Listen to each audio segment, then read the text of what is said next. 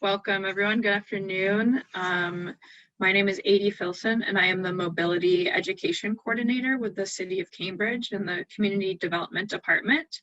And today we have Galen from MassBike joining us to talk about urban cycling basics. Please feel free to make use of the Q&A box down below. We'll do our best to answer questions as we go. And with that, I'll hand it over to Galen. Oh, right. And then we can jump right in. All right, thanks everyone. So my name is Galen Milcom with the Massachusetts Bicycle Coalition. Today we're gonna do urban cycling basics. It'll be a jam-packed, but hopefully pretty quick presentation. Happy to take questions and answers. So, okay, Irene, thank you so much for confirming that you can hear us both. Cool. Utilize the Q&A the best you are comfortable with, but I'm here to answer some of your questions. So for the next hour, I'm here to talk about urban cycling and really anything and everything related towards biking in and around the Cambridge area and beyond. So this is about urban cycling. This is about tips for bicyclists to do, keep in mind, but there's a lot we're gonna cover. So if there's something that you want in particular, again, jump into the Q&A. That said, let's go right forward. Today we're gonna talk about different types of bikes, making sure that you can find the right bike. We'll talk about safety equipment that you should always have. We'll talk about end of trip destination stuff, about locking up. Talk about carrying stuff. It's always helpful to be able to carry stuff to make it utilitarian. We'll talk a little bit about multimodal commuting, so you don't need to think about biking all the time, every direction. Maybe you could bike one way, take the T, take a bus. We'll talk about routing and bike lanes, which is especially important now that Cambridge is engaging in a new master plan for biking or a bike plan, and to talk about some of the protected networks that are emerging in the city. Talk about rules of the road and how to avoid some of the more severe crashes that are out there.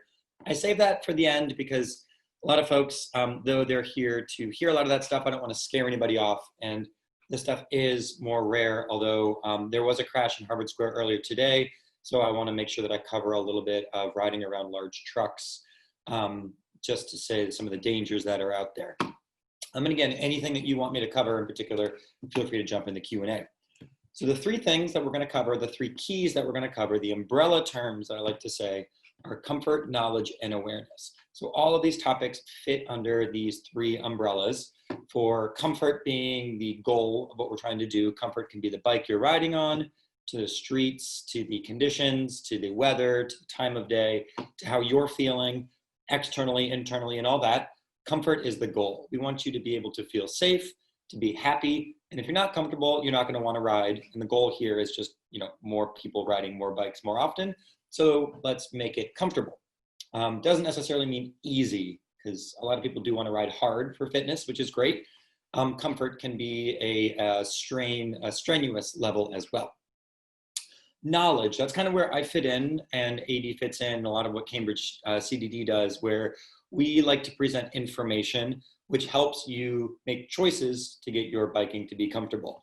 We're going to throw a lot of information at you, but we are recording this, so if you want to follow up afterwards, feel free. But there are going to be 1,000,001 things that we're going to cover, and they're going to be at the forefront of your brain while you're riding if you're relatively new to riding. But over time, this becomes familiarized, and a lot of this knowledge just becomes second nature, and that comes into the awareness bucket. So awareness is kind of my catch-all to say biking really is like a sixth sensory experience using all 5 and 6 and 7 of your senses. Your sense of time, your sense of balance, your sense of awareness is key in pulling all of these together, which means that you must have a sound mind when you're riding. Don't ride if you're super hungry, if you're super thirsty. That's called bonking. And actually your body can start to really, not agree with your mind, and you can really start to get aggravated when you're out there. Make sure you're not cutting off some of your senses. So don't ride with headphones, for instance, because your ears are some of the best ways to know what's coming from behind you. Don't ride inebriated, don't ride when you're really tired. All of these things that key towards awareness. And awareness is the zen of biking. You have to be aware of your body in motion on a bike in order to be able to utilize the knowledge that you've picked up in order to make your riding comfortable. So those are the 3 buckets with which I want to start off with before I just jump into specifics of the information. Usually I pause here and ask if there are any questions, but you can jump into questions at any point in time in the Q&A. And 80, now that I can hear you, feel free to interrupt me at any point in time too. Cool. So let's steamroll through. We're going to talk about bikes for this section. Different types of bikes have different purposes, have different needs, have different geometries, have different weights, have different gearing, have different size tires, have different size wheels. There's a lot of varieties, and they're all made for different purposes. So let's start with some of the bigger buckets of bikes. The commuter bike, like we're showing here, really is more of like an upright bike with multiple gears. Typically, that's handbrakes that are activated at levers at the handlebars. Typically, there's some weight to it. It's a heavier bike, not made for distance, not made for speed, but made for comfort. So generally, the body is upright. So you can see from this photo here, this woman is kind of more upright with the back. It's got fenders, it's got a rack. It's made for carrying stuff. Might be, used for commuting around 5 miles here and there. Totally perfect. Not really the bike you'd want to take for like a 100-mile ride up on the North Shore, but definitely a bike that could be used every day for just toting around town for useful purposes. Other styles of bikes we like to refer to as road bikes. These put a different body geometry when you're riding the bike. So you can see in these images that the body is more parallel to the ground. So you're kind of taking a little bit of strain off the back. It provides a different ratio in terms of the hip to ankle to knee, which actually provides a little more efficiency in the riding. Just change my lighting here, which means that you can go a little bit further, a little bit farther, and make it that much more comfortable. Typically, these bikes are lighter weight. They have full gearing. You'll notice the drop bars, which means there are different positions that the hand can be at. Whereas with a commuter bike, typically your handlebars are upright, whereas with road bikes, you can be at what's a dropped position, which takes some strain off the back and strain off the neck. However, not really made for carrying cargo, for instance. So if you're gonna use this for your day-to-day, this might be a little bit more of a speed bike, a little bit more of a road bike. Would have narrower tires, made for distance, made for riding longer durations. But again, different purposes, different needs, different styles. It all depends on your preference. Mountain bikes, these are typically what people choose when they're first starting out because wider tires make them feel a little more comfortable if they're riding on rough roads or need to go off curbs. You can go on gravel, on dirt. The big differences between mountain bikes and road bikes are typically the tires. So the width of the tire on a mountain bike is much wider, which means that it's actually a little bit slower. There's more friction of the tire as it hits the pavement. Whereas with a road bike, it's a thinner wheel, so there's less contact, less friction. Also, mountain bikes sometimes have shocks. So we have 2 different styles we're showing here with a front suspension at the top bike, and the bottom bike has full suspension, which means it's squishier. But then again, a little bit of your energy with every pedal stroke is lost in the suspension. So it's not as efficient as a bike, but it's made for a little bit more comfort. It's what we call a shorter bike. So the travel, which means the distance between the front wheel and the back wheel is a little bit shorter, which means it's made for like whipping around and maneuverability. Whereas with the road bike, the travel is longer. So it's made for kind of stability. Different needs. These are slight differences. My real recommendation is to try out a bunch of different bikes if you're going to go shopping. See what your body feels like on a road bike, see what it feels like on a mountain bike, see what it feels like on a commuter bike, so that you know the differences, know how the shifters work, know how the brakes work. There's 1,000 ways to modify each of these varieties to fit your needs. So, there's not going to be one size fits all, but these are like the major categories of bikes. And again, mountain bikes really made for on-road and off-road, made for, if you're going to be riding in the winter, mountain bikes are really good because they ride through the slush if you're going to go that far. So a little bit more versatile, but then again, it's a little bit less efficient. Folding bikes are a great kind of newish style of bike. I mean, they've been around actually since the parachuting days of World War II. The first folding bike actually was used in being parachuted behind enemy lines, and you could take a bike with you, which is a whole other presentation, which is cool. But now modern folding bikes are actually geared to kind of meet the needs of distance and speed. If you're going to go 5, 10, 15 miles, folding bikes are actually really good options. Cool thing about folding bikes are that not just the gearing to keep up with regular sized bikes, but they can be used multimodal, which by that I mean you can take them on the trains, you can take them on the buses. There's no limitations to when you can take a folding bike into the T, which is really nice. Normally, and I'll talk about this in a little bit, there are limitations during the commuter hours about when you can take your bike on the T, or a bus that only has 2 spots for bikes. So if you're like towards the end of the line, you might be out of luck if somebody else has gotten on the bus already. But the idea of a folding bike is that you can just fold it up. You can put it in the trunk of a car.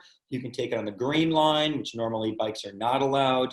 Or you can take it indoors. So for instance, this person at the coffee shop can actually like bring their bike inside, which is nice. You don't even need to worry about locking up. And you'll see, by comparison, it's about the size of like a small folding suitcase. And different models have different price values. Typically between, I don't know, these are a little bit pricier, I'd say, if you're thinking about shopping. It's a little bit harder to get a cheaper folding bike and make it feel like it's a very sturdy bike. These are a little bit more expensive, but then again, they're more useful, especially being able to take your bike with you wherever you want to go. Other types of bikes, e-bikes. So these are electric assist bikes. It's a little bit of an emerging market. I'd say any of the bikes we talked about, the hybrids, the commuters, the road bikes, mountain bikes, folding bikes, they can all be electric assist bicycles too. Really recently, I'd say in the past 5 years, we've seen big leaps and bounds in the battery technology and the motor technology. So most bikes are now able to do electric assist bikes. So something to keep in mind. Cool thing about electric assist is typically you still have to pedal and then the motor kicks on. So if you've got concerns about, oh, that's a little bit too far for me to commute, or, oh, there's a really big hill, or, oh, I can't arrive sweaty, e-bikes kind of take the work out. You still have to pedal, you still have to maneuver. It still feels like a bike, but you can tackle the hills, you can go the distance. And typically they reach speeds that max out at about 20 miles an hour, which is a little fast for, an average speed, but that's the max speed on e-bikes. You're gonna try them out, you'll feel just like riding a bike with a little bit of a kick.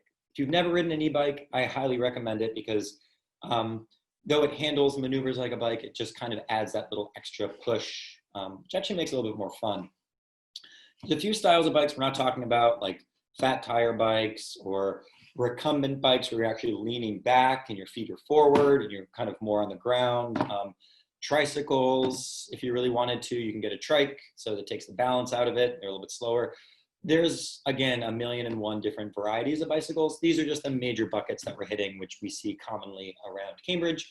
But if you have any questions about a particular style of bike, feel free to ask in the Q&A. Feel free to ask Adi or ask myself, or go to a bike shop and test ride. That's the best way to figure out the different styles. And again, every style of bike is modifiable to fit your body. Don't think that just because you pull a bike off the shelf, it's going to be the perfect bike for you. You might need to get a different seat. You might need to adjust the angle of the handlebars. You might need to change the gearing. There are ways to modify a bike so that it fits the needs that you have. Cool. Cargo bikes. I added this slide in because we're seeing these pop up more and more in the city of Cambridge. We actually did a cargo bike webinar a couple weeks ago, so you can go back to the CDD site once it's posted and see the whole hour about cargo bikes and riding with kids and all the rest. But what's cool about cargo bikes, but I won't go into it too much, is that different styles of cargo bikes fit different needs. You'll see that I have 3 different examples here. Some are the front loaders, which are arguably a little bit pricier. Typically, they're kind of manufactured in the Netherlands and shipped over. You can get a bike like the bottom left, which is a normal bike that's modified to get an extension. So it kind of turns into the modern minivan. Or you can get a trailer that just attaches on the back with a hitch.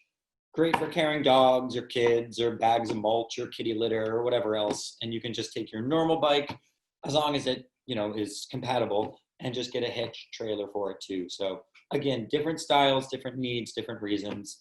But just so you know that your bike will probably need a little bit of modification to fit whatever you want it to do.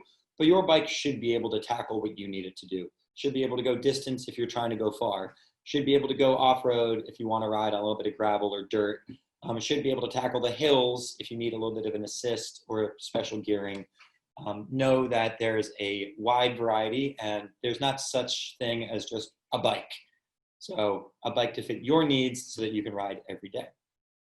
Cool. And then Blue Bikes is also a great option. These are the shared bikes that are throughout the whole region, not just in the city of Cambridge, but in the surrounding cities and towns. I think there are up to like 600 stations around. So there's like thousands upon thousands of these bikes out there. The idea is you can pick it up from a station, you can drop it off at another station. If you're a member, that trip typically is free if it's a 45-minute trip or less. You don't need to worry about maintenance. You don't need to worry about upkeep. You don't need to worry about storage. Blue Bikes kind of takes that out of the equation entirely. They're kind of a generic bike, so you have to get used to riding a heavier bike that feels a little bit like a mountain bike, but is not very efficient. They've got integrated lights, they've got a basket, they've got everything that you need, bells and whistles to make your urban riding possible.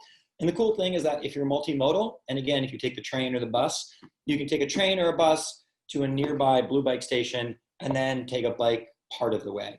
So that bike could be that last mile to get you from the train station to work, train station to the library, train station to the YMCA, or wherever you're going. And you don't have to worry about having your own bike. And they're actually pretty cheap. The annual pass is, I think, less than $100. Don't quote me on this. Go to the Blue Bikes website. CDD might have some incentives to try out Blue Bikes. And then, if you become a Blue Bikes member, you don't just need to use a bike in the city of Cambridge, but anywhere in the system that Blue Bikes exist, you can use those bikes. Cool. Just to interrupt you for a second, the city of Cambridge also offers income eligible discounts on memberships, and we currently also have a program for essential workers to get free memberships, and also for high school students, I think it's ages 16 to 19. We have discounted memberships as well. So if you have any questions about that, you can visit our website or you can email me, Philson, that's PHILSON at cambridgema.gov. Awesome. Yeah, and credit to the city of Cambridge for making Blue Bikes as accessible as possible. It's great because it is like the people's bike.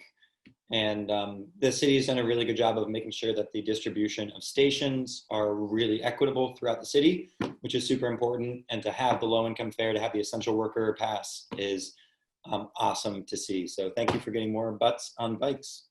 Cool. So that's it for the bikes. Let's talk about basic equipment. So what do you need out there? So regardless of the type of bike that you have, you're going to need a helmet, a light, and a lock. And these days, you're going to need a face cover. Now, here's a photo of me in a buff. We're actually kind of progressing to say like maybe a more real mask these days might be more effective. But regardless, you need to get a helmet, you need to get a lights, you need to get a lock, and a face cover.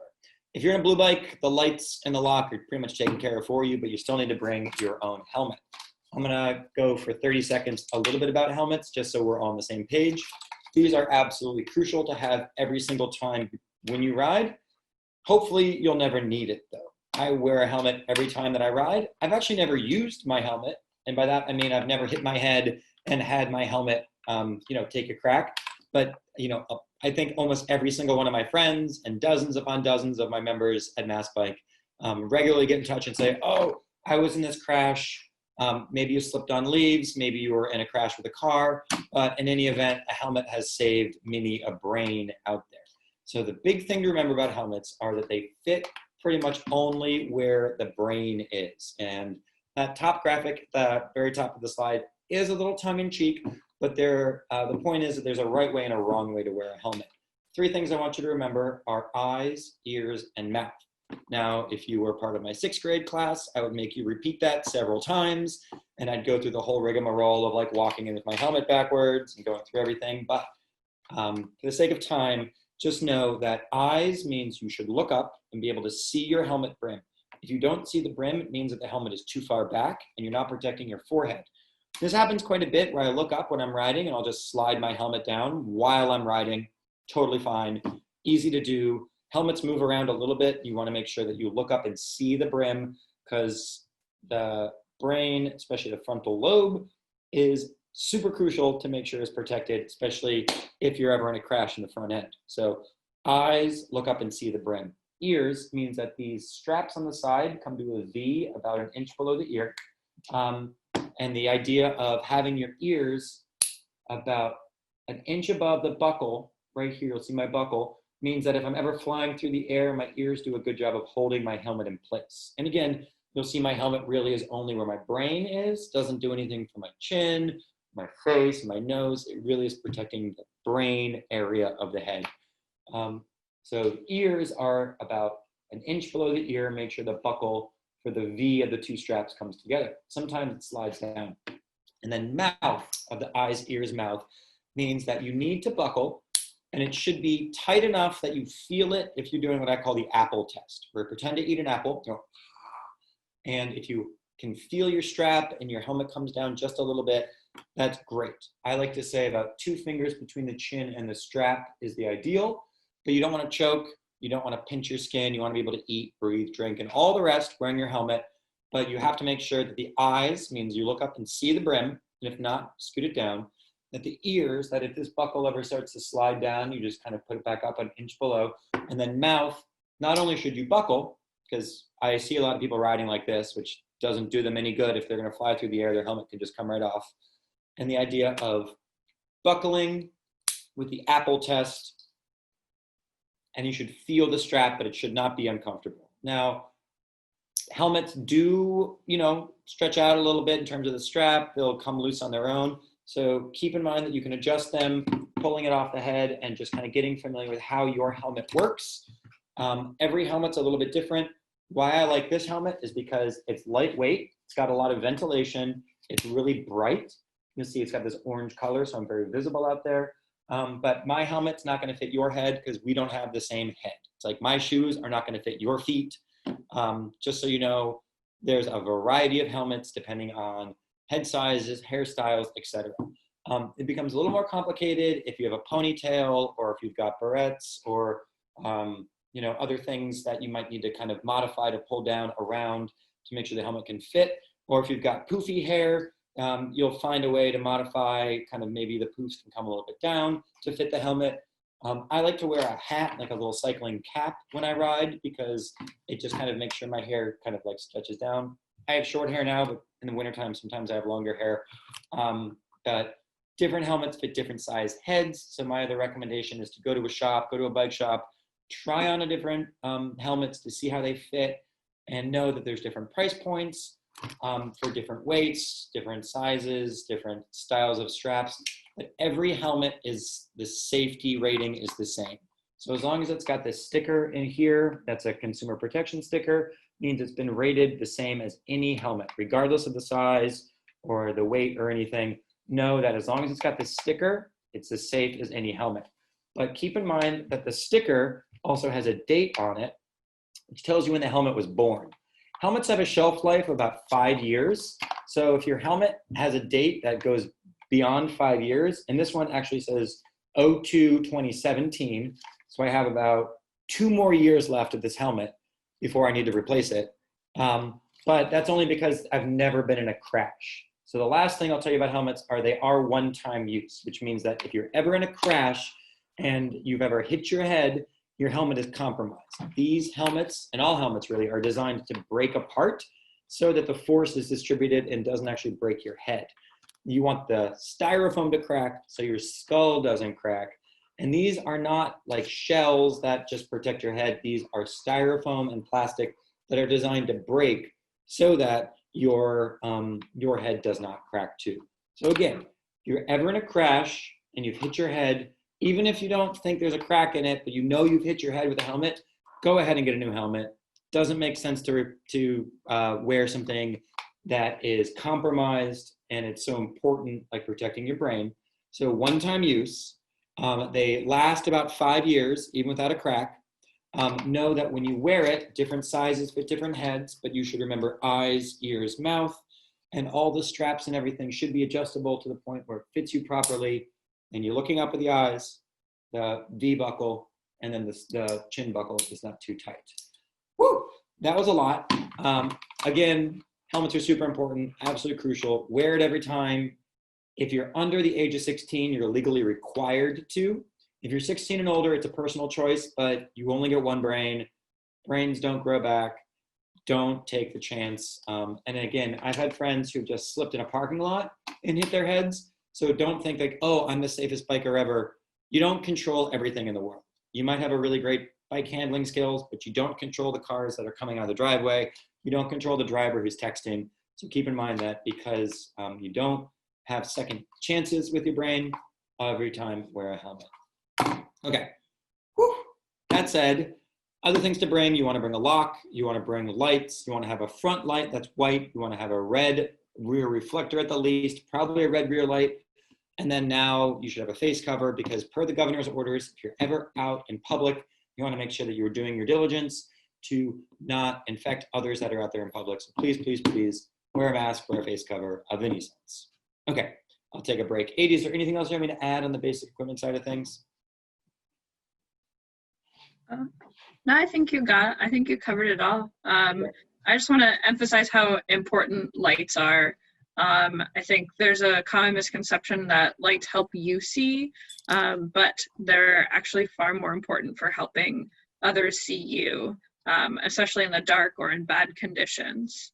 But Great. That's exactly right. And they're also legally required at night, regardless of the age. Even if you're an 8-year-old riding on the sidewalk at night, you need to have lights on your bike.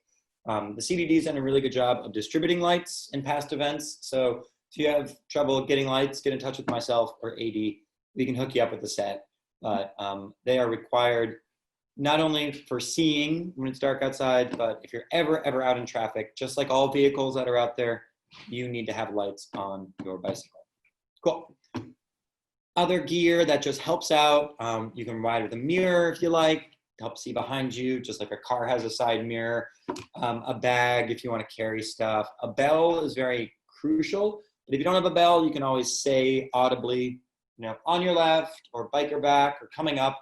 You do need to warn people if you're going to be passing them. And then I always recommend water bottles. This lovely here, Cambridge water bottle is one of my favorite water bottles.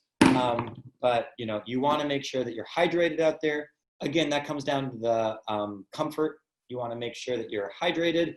I like to say, drink before you're thirsty, eat before you're hungry. You don't want to get in a situation where you're halfway to work, halfway to the school, or halfway to the job, and you're dying of thirst and it's 95 degrees outside. You're going to have a bad time. So, some commuting gear to help out. Cool. Bike maintenance. Generally, I recommend getting like a real tune-up from a bike shop about once a year. Have somebody professional look over the brake pads, the cabling, the tires, and all the rest. But there's basic maintenance which you need to do yourself all the time. We've done an ABC clinic here with the city of Cambridge countless times. I'm pretty sure there's a webinar on it. It's a pretty easy 13-second check to do the air, brakes, and chain, A, B, and C. However, we spent about an hour teaching people how to do it, but the goal is that you can do it yourself to make sure that you know how to inflate your tires, that you know how to clean your chain, that you know how to check your brakes, maybe even check your barrel adjusters so you can tighten your brakes yourself. We've got a few videos, arguably geared for kids, but because the ABCs is so basic, you get to do it yourself regardless of how old you are. Whether you're 8 or 88, you can do the ABC check yourself. And it's just as basic as, do you have air in your tires? Do your brakes stop you strong? And how is your chain? Is it on the gears? Is it falling off? Is it really rusty? Do you need to clean it? You might need to take a few minutes and check your bike, in the morning or like kind of every time if it's been a little while before you pull your bike out of the garage or the basement. Keep in mind that you need to check your bike. Honestly, it's your responsibility to know that the ABCs are working. Can't ride your bike with a flat tire. You can't ride your bike if you don't have brakes. You can't ride your bike if your chain is going to snap on you or it's not attached to the gears. It's just basics. Anything more than that, I do recommend you get to know how your bike works. And every bike's a little bit different. So there's classes and clinics that the CDD offers, and AD's a pro of teaching people how to do their own bike mechanics, stepping you through the process. And again, local bike shops, there's a bunch in Cambridge. MassBike advocated pretty strongly to make sure that bike repair was considered a, quote, essential service so that it can be open throughout the COVID shutdown. But even now that we're in like phase 4 or phase 3.5, or, whether we're going forward or backward in the phases, your bike shop will be there for you. So always feel comfortable checking in with the mechanic. And if you ever have any questions about, oh, is my bike safe to ride? Get it checked up on. Don't risk riding something that might fail on you, because then not only is it dangerous, but you might be stranded somewhere and you're walking home. I could go off on many different tangents on different things to know about bike maintenance, but just so you know that there are opportunities to know what's going on. The very basics are the air, the brakes, and the chain, which are your responsibility. Great. And just to jump in there, I think one of the biggest things that people miss is that is having air in their tires, but not enough air. One of the most common types of flats that I see is generally what's called a pinch flat. And that's from not having enough air in your tires. You still have air, but the sides of the tube get pinched between the sides of the tire and the rim. And it's a really, really common way that people get flat tires. So make sure that you're filling up your tires regularly and checking them with a gauge, so you know how much air to put in. There's lots and lots of YouTube videos on and how to inflate your tires. CDD also has some videos on that. So just make sure that you're putting the right amount of air in the tires. It should say on the sides of your tires. It'll be a number followed by PSI, pounds per square inch. So that's just my little PSA. Make sure you have enough air in your tires. Cool. Great. And there's, again, a lot of different ways that your bike works. So do you have any questions about what pressure? Again, bring your bike to a bike shop and a bike mechanic can like point out the few things that your bike will know. But yeah, pumping up your tires is like the first thing that you're going to have to do, because your tires will lose air naturally. It's just normal. Don't be like, oh, my tire's soft. What do I do? It just happens. You're going to have to pump it up. And there are public pumps around the city of Cambridge. However, I caution you about using any of the outdoor pumps, because sometimes those gaskets or the seals on those might not be firm. So you might end up deflating your tires. So go to a pump that you know and you trust. I do know that the CDD goes around and regularly fixes those. However, just a word of caution that the tools on those repair stations are fine, but the pumps are sometimes a little bit questionable. And especially during the time of COVID, if you want to have your own pump so that you don't want to work on a public pump, that's also something to keep in mind. So you might, first thing, once you get a bike, also make sure you get a floor pump at your house so that you're regularly pumping up your tires. Cool. What to wear? Clothing. It's a big question that people have of, well, how much spandex do I need to buy? You don't need to buy spandex. Ride whatever you're comfortable in. Typically, I usually just ride in jeans and a t-shirt. If you are riding long distance, if you're going for speed, you can get performance gear. You can wear what you wear to the gym. You can wear what you wear when you go jogging. That's fine. But I do recommend, one thing about New England is that the weather changes pretty frequently. So especially in the spring and in the fall, plan for the changing of weather by bringing along layers. Layers that you can layer under, layers that you can layer on top of, layers that you can take off if you get so hot, or if it's going to be colder in the morning, that you can be layered up, but then you can be warmer in the evening, for instance. So I like to also say plan for 10 minutes into your ride. If your ride is going to be 10 minutes or more, think, oh, well, where will I be if I'm 10 minutes out of the house? Know that you're going to warm up into your clothing. So start a little bit cooler. That's totally fine. I do recommend, though, that, bright colors are better for visibility. So drivers can see you more if you're wearing orange or day glow green or something that's not black or not dark blue. This is not the best t-shirt to be wearing on the streets. So know that you might want to wear something a little bit more vibrant. I've got a nice bright day glow outer layer. So if I'm ever going to be riding, out somewhere where drivers might not be expecting cyclists, I might go and just put this little shell on. This is very lightweight, doesn't even have sleeves.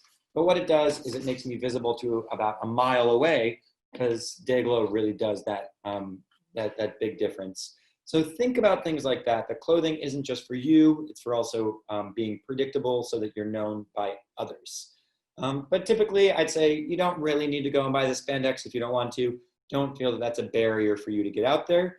But however, if you're going to be riding to work or riding to school, you might want to have a change of clothes at your workplace just in case, if you want to arrive somewhere and you can't necessarily clean up, you've got a spare. Speaking of, once you do get to your destination, you're going to want to find a good place to lock up. I'm not going to go too much into this, except to say that you should find a bike rack that is sited and been placed by the city of Cambridge if you're going to be parking outdoors.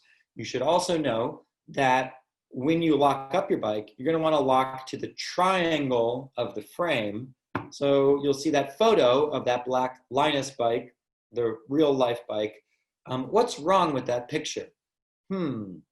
Well, only the front wheel is locked. So a bike thief could come with a wrench, unscrew that front wheel, leave the wheel, but take the rest of the bike. The most important thing to lock on a bike, and images A and B you'll see, are the locked frame, the actual triangle, that diamond triangle of the bike frame. If you wanted to go so far as to lock your wheels, to lock your seat, to lock some of the accessories, that's fine. But the most important thing is to make sure that your frame itself is locked. Not only that, find a spot that is a bike rack, because the city of Cambridge has done their due diligence to say, okay, if a bike is parked here, it's not going to be blocking a handicap access. It's not going to be blocking a fire exit. It's not going to be blocking any access to the sidewalk or to parking streets or to the curbside. So you know that you're not basically getting your bike in the way. City of Cambridge also says that if you lock your bike to a handicap pole, they will come and cut your bike and remove it, because what you are doing is preventing another person from accessing a public space. You need to be kind when you decide where you're going to lock your bike, where you're going to leave your personal property out in public, and to make sure that it's not blocking anybody's access, especially handicap access and especially fire exits, because God forbid you don't want to be the reason that people can't leave a burning building just because you were too, couldn't find a proper place to lock your bike. But the be-all end-all is to make sure, one, you're finding a bike rack and that you're locking the frame. Now, sometimes there aren't bike racks, so if you are going to lock to a bus sign or something that's, another post, make sure it's actually very secure in the ground. Give it a good shake, make sure it doesn't move. Sometimes those poles are dummy poles and they're not actually cemented into the ground. Bike thieves know those poles, and if you ever lock your bike, they can just come and pick up the pole and steal your bike. Now, there's different varieties of locks. You'll see in these photos, we're using what's called a U-lock. You can use a cable lock if you like, but I do recommend a steel U-lock, as shown in these images here, because they're harder to cut. And there are bike thieves that are out there, not as bad as, say, like New York City, but, bike thieves do exist, especially this time of year when the college kids are starting to come back. So keep in mind that bike thieves are on the prowl, and you're going to want to make sure that your bike is better locked than the bike next to you, so that you are not a target for bike thieves. Great. I'm going to fly through a bunch more slides, so keep them coming. And if there are any Q&A, again, feel free to pop the Q&A at any time. Let's talk about multimodal. So getting to your destination, you have a variety of options. I will say that the T does have bike racks on all their buses. However, they only have two, and I shouldn't say all their buses, I take that back. They don't have it on the buses that go through tunnels. So the Silver Line that goes through this downtown and to Chelsea do not have bike racks. And the ones that cut through Harvard Square and the tunnel in Harvard Square do not have bike racks either. Also, a lot of the lines that have electrical cables still, where it's got the connection, so it's an electric bus, sometimes they don't have bike racks as well for safety purposes. So check the line. I should modify this slide and make it around like 90% of MBTA buses or whatever have bike racks. Still, there's only 2 spaces per bus. So if you are going to be middle of a line or towards the end of a line, keep in mind that it might be a more gamble to make sure that you're trying to get a rack. Just something to keep in mind. Bikes are allowed on the T and the commuter rail except the green line. Bikes are never allowed on the green line because of the trolley style. And they are prohibited on the commuter hours in the commuter direction. So that's 7 to 10 in the morning on any of the subways and 4 to 7 p.m. on any of the subways. and that same time frame on the peak commuter direction. So if you're going in the morning from 7 to 10 in the morning, or out in the evening from 4 to 7 in the evening, you cannot take your bike unless it's a folding bike. Folding bikes have no problems. You can also take your bike on the ferries. So if you want to take your bike out to Pettix Island or to Hull or to Salem, it's also a cool way to be multimodal when you're out there. The point is, you don't need to bike the whole way, every way. We've got a pretty robust public transit network, and so I recommend utilizing that. I also recommend planning your bike route pretty intensely by checking Google Maps and comparing your maps. I'll get to the Cambridge City map in a second, but just so you know that some maps are a little bit out of date, need to be modified. Even Google doesn't do their due diligence updating it when a new bike lane comes in. So you might want to compare that with like knowledge from a bike buddy. If you're new to riding, you might want to find somebody who's got a similar route. There are some websites here. eCommuter is one website. There's a couple other routes that are websites that are out there that might help you with destination point A to point B, to give you some examples. You might even want to hit up myself or 80 for suggestions. We might have some cut throughs of some cul-de-sacs or some places that wouldn't exist on a biking map that could get you around some of the tricky areas. But I will say that your route is only as comfortable and good as the worst intersection. So even if you're on bike routes and bike paths the whole way, if you come to a really nasty spot, that's going to be your barrier to riding. We can help you get over that, probably by finding a better route. And this is the comfort side of the comfort, knowledge, and awareness. We want your route to be comfortable, and that comes down to knowing different routes that are out there, and then being aware that sometimes those routes change. You might take a different route home at night. You might take a different route home when it's raining. You might take a different route in the snow, or depending on your mood. You might say, oh, I'm not up for traffic. I'm only going to take the bike paths. Totally fine, as long as you know where they are. So you should know that there's a variety of bike infrastructure that's out there. I won't go into this too much. We just did a whole hour on bike lanes the other week.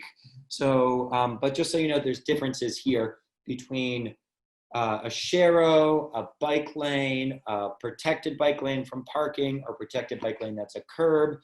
Different routes, you can be going from point A to point B and hit all of these varieties in a single ride. So you're going to have to change your route depending on what your preference is. The goal of what we're trying to get in the city of Cambridge, which MassBike fully supports, is an off-road network, a protected bike lane network, which is adjacent to the roadways the best that we can, knowing that not every road is wide enough to do what that bottom left picture is doing. Oh, that's Vassar Street by MIT. We're making a lot of gains in the city to actually have protected bike lanes, such as Western Avenue, Binney Street, Concord Avenue. We're soon going to see this on River Street. Bits and pieces are coming together, and I'll talk about that in a second. But you'll also see some more innovative infrastructure that's out there with just paint. So this is, on the right, what's called a bike box, or a box turn, or a jug turn, or a two-stage left, or a Copenhagen left, whatever you want to call it. The way it works is it's basically the middle diagram of a two-stage left. So if you're thinking about how am I going to make a left turn, just for an example of some innovative infrastructure, which again is kind of, people are like, what's that? The idea here is that instead of merging on a bike and cutting across moving traffic, what you would do is stay to the right, go through an intersection, turn your bike, wait for a light cycle to change, and go through an intersection. So you're not actually turning, you're just kind of going straight, but you're waiting for the light cycle. This is a great way to get through a tricky turn without putting yourself in a vulnerable position. Some intersections, it's easier to do a box turn. Some intersections are so fine, not a big deal. You can just merge and turn just like a motorist would. Some intersections are really nasty. You might want to hop off your bike and walk it. Totally fine. Become a pedestrian. I do that, for instance, at Mass Ave and Prospect in Central Square. It's such a tricky intersection that I'll walk it. Or if I'm going across Route 16 by Alewife and I want to get to Fresh Pond, I'll probably walk my bike. Totally fine. So different varieties, different infrastructures, different ways of treating it. I won't go into it too much, but just so you know that the CDD has a great website on the cambridge.ma.gov which basically lists all the different types of infrastructure and how they're supposed to be used. There's like 20 different examples of bike lanes just in the city of Cambridge, because different needs fit different types of roads, fit different types of riders. Cool. But I will say that I argue mostly for off-road pathways. This is the best, most convenient, the least stressed ways. And if you can find off-road pathways near your destinations, near your home, I recommend utilizing them the best as possible. Cool. So in the last 10 minutes, let's talk a little bit about the city and the streets and some of the car and bike conflicts that are out there. This is the city of Cambridge mapped out in terms of its stress levels. We've mapped it between 1 and 5. 1 being the least amount of stress, 5 being the highest amount of stress. Now this is from the first bike plan. It's about 5 years old at this point, so this is a little out of date. So don't take this as gospel. This is just a philosophy, an example of how to think about the city. The city has undergone a lot of new infrastructure since this map has been made, and we're actually remaking this map during the new current bike plan, which is under consideration right now. So we are re-rating the comfort levels based off the stress that has changed since. But just so you know, conceivably, I want you to think about, oh, how stressful is my street? What I've done here is also isolated the existing bicycle network, again, outdated, but this is where the fully separated bike lanes and off-road pathways are. You'll see that they go a good amount within the city, but they don't necessarily connect. So they're only really good when you're on them, and how do you get to them and how do you get from them? So what I've also done is taken the map and filled in the lower stress streets. So you'll see that along with the off-road pathways, you're getting a lot of the infill from the neighborhood streets. A lot of the green and blues, the low stress streets, which is where I recommend you ride, aren't necessarily, I should say, where the buses are, where the business districts are, where there are bike lanes on Mass Ave, but it might be stressful bike lanes. So it might be level 3, 4, 5, which could be fine if you're comfortable on them. But if you want to find low stress, you might be finding the infill in the neighborhoods which don't even have a bike lane. So think about the stress levels, think about the gaps, and think about how to fill those gaps with the lower stress streets, which again, this is not gospel. This changes depending on the weather, depending on the traffic, depending on the, the time of year even. But just so you know, conceivably, think about this street as like, is this a high stress street or a low stress street? Okay.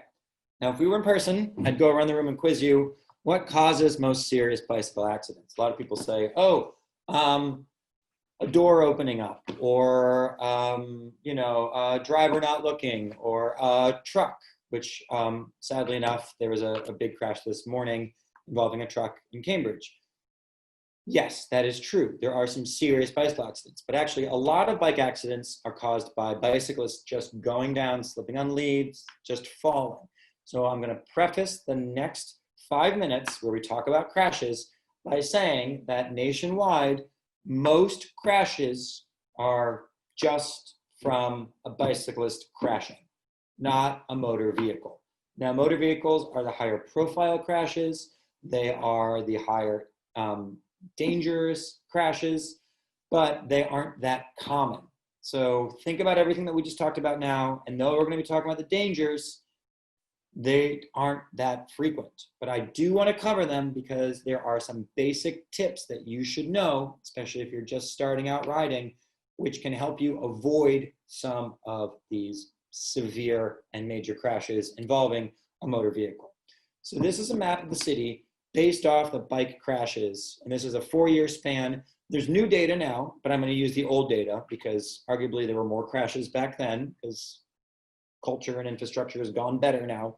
But the city of Cambridge actually does a really good job of making their crash data open to the point where you can actually locate and isolate on the block where each crash takes place. Now, this is 4 years worth of data.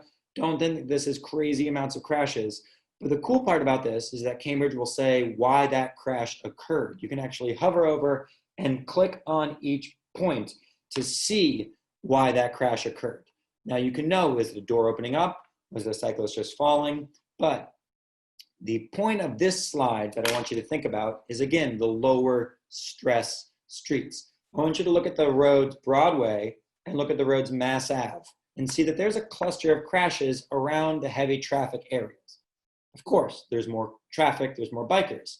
However, there's a street that cuts in between those two. It's a parallel street, goes the same destination, starts at the same places, does not have a bike lane, but has very few crashes and is a low stress street, Harvard Street.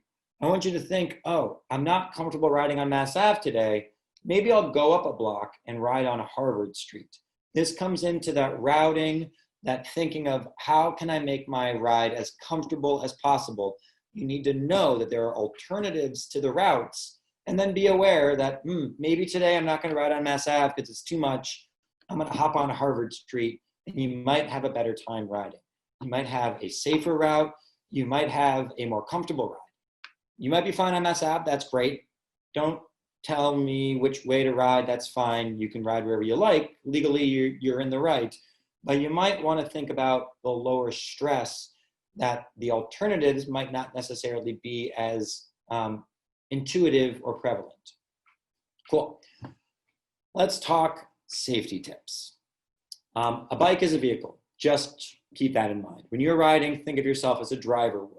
If we were my sixth graders, I would go around and say, how many of you have your bicycle license yet?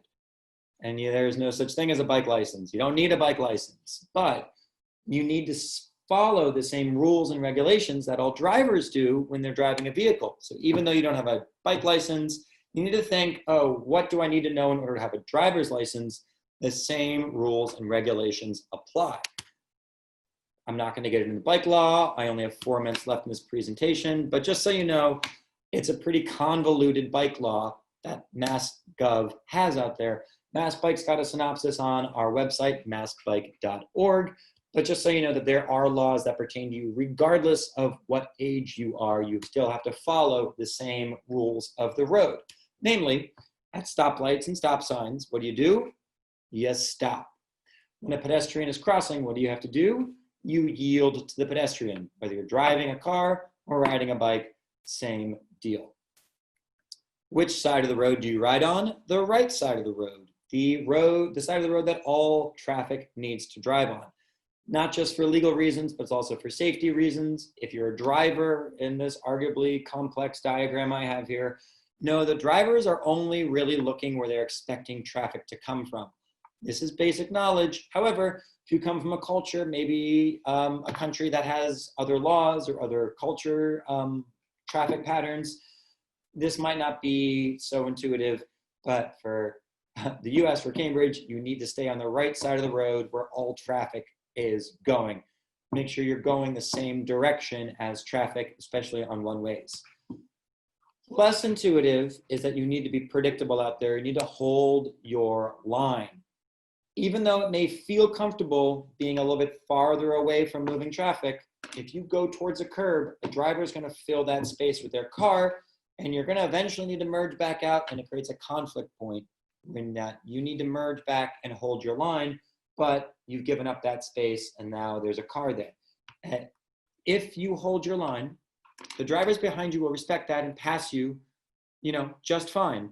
So feel that the safest way to ride is actually predictably, which is straight, and hold that line. When you hold that line, make sure that line is out of the door zone. So this is a little more tricky because a lot of bike lanes, especially in Central Square area on Mass Ave, etc., actually have just a single white bike line next to parked cars, which means you are in what's called the door zone. Dooring happens very fast. It's not a cyclist's fault. It's whomever opens the door gets cited, but that's besides the point. How do you avoid that crash in the first place is not even being in the door zone, which means you might not even be able to ride in the bike lane proper. You have no requirement to stay in a bike lane. It's a recommendation, not a legal requirement. However, it is a wise choice to ride in a bike lane because that is where drivers will expect you to be. And if you ever need to maneuver out, you should signal, et cetera, et cetera.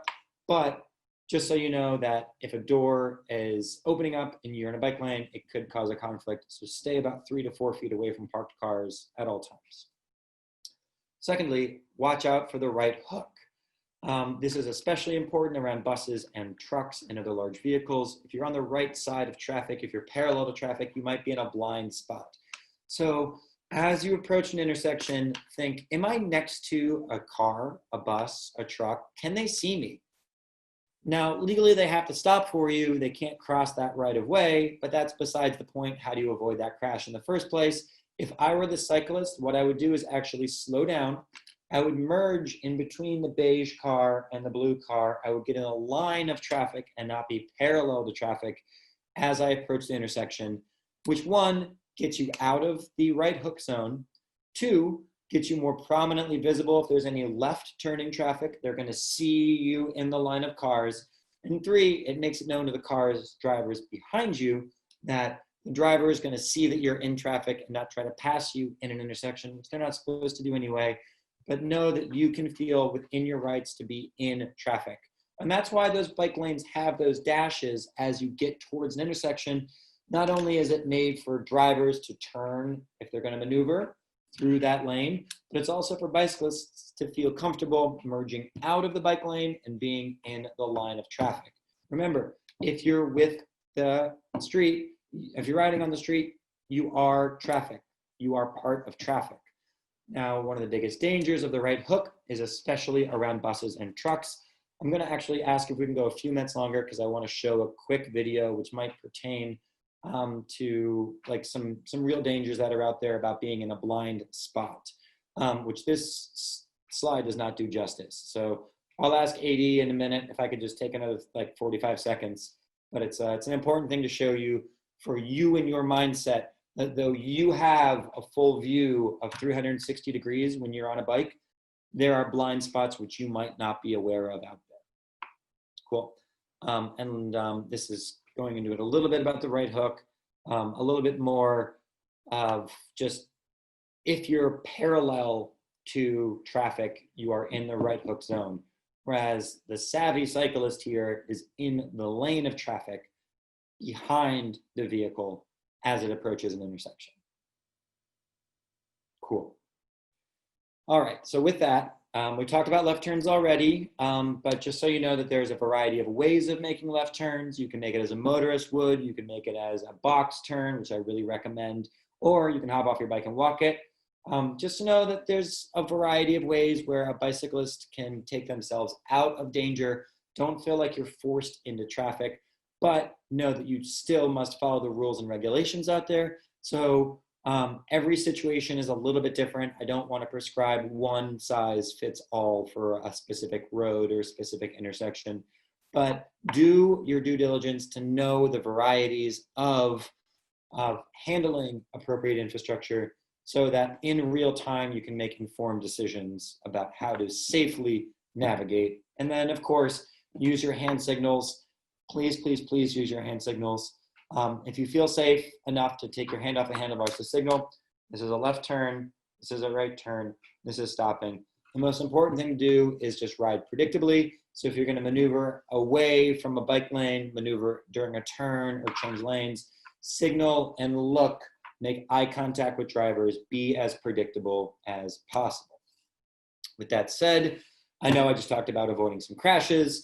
Biking is still fun. Crashes are not the common out there. They're the abnormal, but it's still good to avoid them the best you can by knowing how they occur and then just taking yourself out of that situation the best you can. I don't care if it's your fault or not. If you are in a crash, make sure that a police officer is called and a report is filed. It helps me do my job as an advocate. It helps that bike crash map get populated so we know why crashes happen. But based off miles ridden, they are actually very, very rare, and cycling is still the safest mode of getting around per mile out there by far compared to driving, compared to walking. And it's fun. Just remember that like when you're out there, biking is still fun. And with that, I'll leave this slide here. I do want to switch over to a quick video. It's literally a 50-second video I do want to share. But in the meantime, is there anything that you want to add from the Cambridge side? And again, my apologies for going a little bit over and for not getting my audio figured out in the beginning of this video. Hopefully we can edit that out before we get this on YouTube. No, that's fine. Yeah, go ahead. I guess maybe I'll make a last announcement in case people need to jump off. We will be having more bike workshops that are coming up in the future. Hopefully, once the pandemic passes, we'll be having in-person workshops again. So if you'd like to sign up for our bike workshop mailing list, you can find it on our website. It is cambridgema.gov/bike workshops. And you can scroll down to the bottom and sign up for our email list then. We'll be doing mechanic stuff, we'll be doing more riding stuff, and we'll also have special topic seminars. So stay informed that way. Cool. Yeah, and thanks to the Community Development Department, because you guys are doing amazing work out there, and I'm very proud to be a partner, and there's a lot going on, so I'm happy to help out. All right, so this is something I want to leave you with just as an example of watching out for blind spots that are out there. This is a video from the UK. Let me make sure. Adi, do you see this? Looks like a truck vantage point. Yep. Cool. Again, I don't want to scare you, but I want to give you the perspective from a driver's point of view. I do want to preface this by saying there was a crash, a fatal crash this morning in Harvard Square. I don't know the circumstances of it, but it did involve a tractor trailer. I don't know if the dangers came from blind spots or what, but I do know that this is one of the more common examples of things that need to be watched for. So just to give you an example here, in this 53-second video, this is what a driver in the UK, granted they're on the other side, when they look through their mirrors, it looks like it's clear. It looks like it's clear on the turning side. But when the driver gets out, you'll see that in the blind spot of the turning vehicle, in fact, about 12 cyclists. So I want you to keep in perspective that every single one of these cyclists here is invisible to that truck driver. Now, that doesn't mean that anybody's at fault if there's a crash. That's up for the district attorneys and the investigators to assign. But I want to say that as a cyclist, you need to be aware of the deficiencies of large vehicles. And you might just be invisible. If you are a parallel to a tractor trailer like this, you are invisible. Again, I don't know what happened this morning. That's besides the point. But the idea of knowing the limitations of other people that are out there and to have a little bit of empathy of the struggles of riding in an urban environment. We are trying to get education in the truckers unions and in MBTA bus training. We're working with the city of Cambridge on this as well to educate drivers as well as cyclists of the dangers of blind spots. But I really like this video because it showcases that every single one of these cyclists is invisible to the mirrors of that truck. So the driver just does not see that those people are there. Not to harp on it too much, and I just want to say that that is just an example of different ways of getting out of your own head to think of, oh, well, how do I need to navigate the streets? Because it is complex out there. The city of Cambridge has a really great shared streets pamphlet, which has the point of view of drivers, has the point of view of people on bikes, has the point of view of people on feet, has the point of view of people in wheelchairs, to say that this is a shared street. This is the street code that we're all buying into when we're sharing our public space. So know what's out there for resources so that you can kind of get familiar with the limitations of just other people you're sharing the space with. And again, the goal is safety. The goal is to mitigate any of these crashes in the future. So don't want to end on a sour note, but I just wanted to say that there are ways of thinking of yourself out there which might not have occurred to you, and hopefully this kind of adds to the complexity and the knowledge and the comfort that you can have of being a confident cyclist riding in the city of Cambridge. Awesome. Thank you so much, Galen, for joining us. If anyone has questions, you can feel free to email either myself or Galen. Galen, I don't know if you have your email up. I think it's galen@massbike.org, and my email is afilson at cambridgema.gov.